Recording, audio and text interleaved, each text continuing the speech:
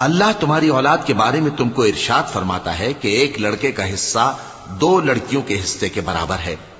اور اگر اولاد میت صرف لڑکیاں ہی ہوں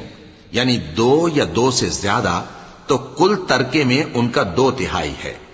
اور اگر صرف ایک لڑکی ہو تو اس کا نصف ہے،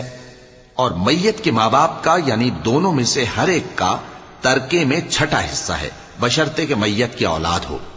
اور اگر اولاد نہ ہو اور صرف ماں باپ ہی اس کے وارث ہوں تو 1/3 ماں کا حصہ ہے، اور اگر میت کے بھائی بھی ہوں تو ماں کا 6واں حصہ ہوگا۔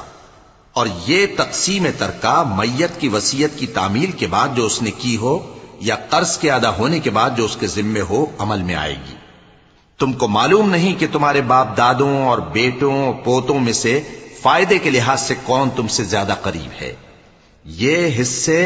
اللہ کے مقرر کیے ہوئے ہیں اور اللہ سب کچھ